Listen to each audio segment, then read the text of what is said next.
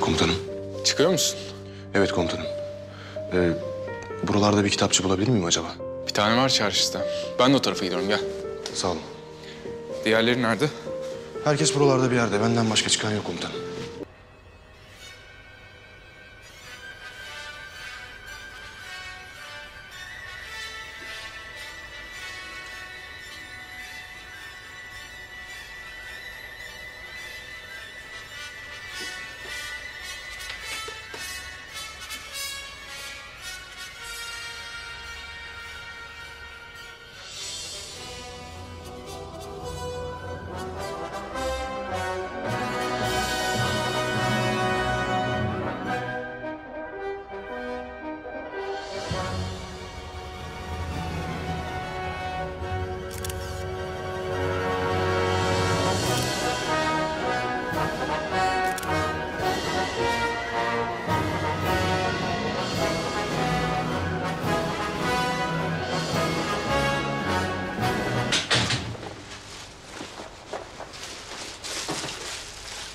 Buyurun. Teşekkürler. Kolay gelsin. Sağ olun size de.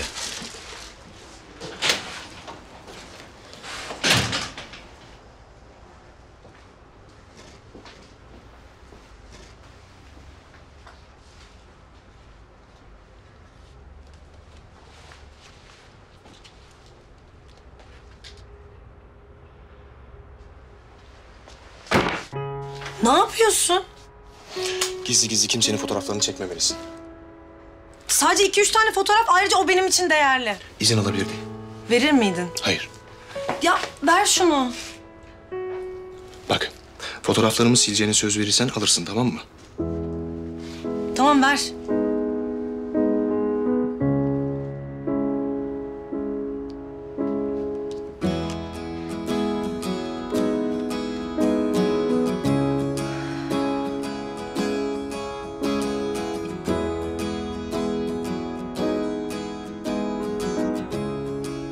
Oldu mu?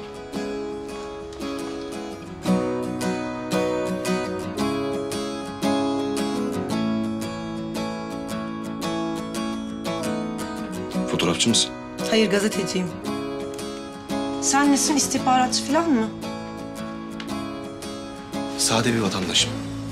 Bugüne kadar hiçbir sade vatandaş fotoğraflarının çekildiğini anlamamıştı. Dikkatli ve sade bir vatandaş diyelim. Askersin sen. Saçın kısa, yeni tıraş olmuşsun. Muhtemelen her gün tıraş olduğun için de cildin biraz bozuk durumda.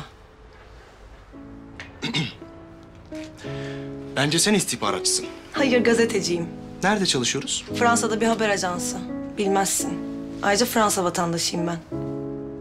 Fransızları da sevmem. Peki sevdiğin bir şey var mı?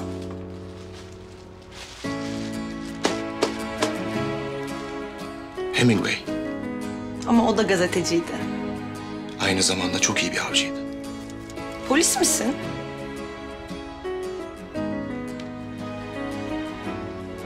Bir daha karşıma çıkma. Ya sen ne kaba bir insansın be. Erkek dediğin biraz kibar olur. Git işine. Daha fazla canımı sıkma benim.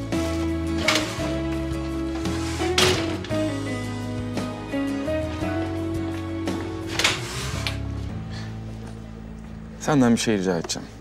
Eğer aklında burada kalıp gönüllü doktorluk yapmak gibi bir fikir varsa... lütfen bir kez daha düşün, tamam? Öyle yapacağım.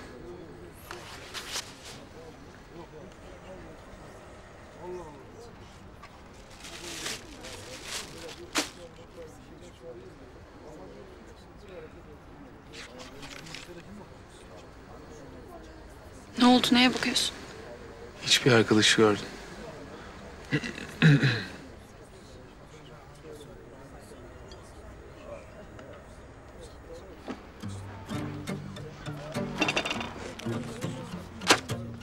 Senin ne işin var burada?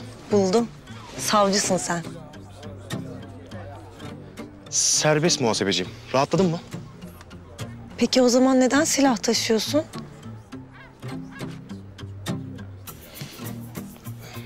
Para taşıyorum çünkü. Beni kandıramazsın. Ya bir şey soracağım. Siz gerçekten sümüklü böcek falan mı yiyorsunuz? Ben hiç yemedim. Annem Türk olduğu için Türk yemeklerini tercih ediyorum.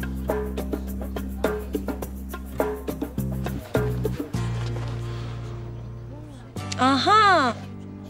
Yakalandın, askersin sen. Hanımefendi kim? Bir çeşit sülük komutanım. Yapıştığımı bırakmayan cinsten. Eylem Mercier. Aynı yerde görevliyiz. Hadi gelin buyurun beraber oturalım. Yok komutanım. Benim yeterince tadım kaçtı zaten.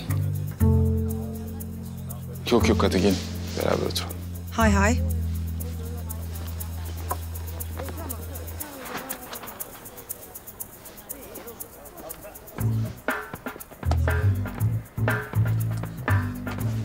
Merhaba. Oğlum nereden buldun sen bunu? Deli gibi bir şey bu. Vallahi komutanım. O beni buldu.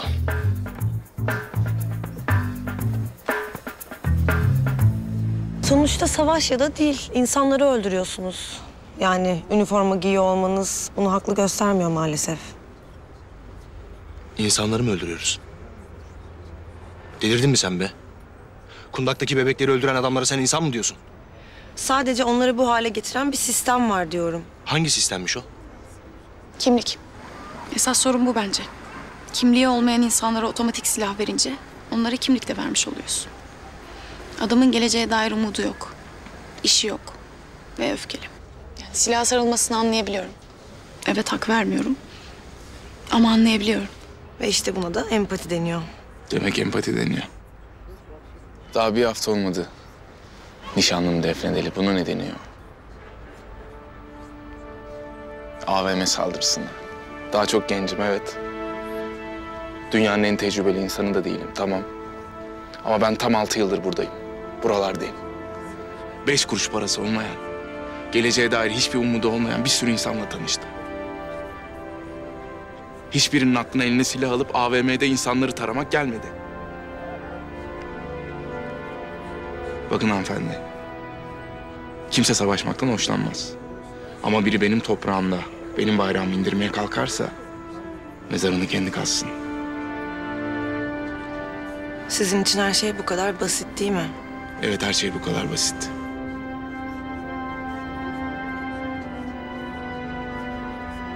Size iyi geceler.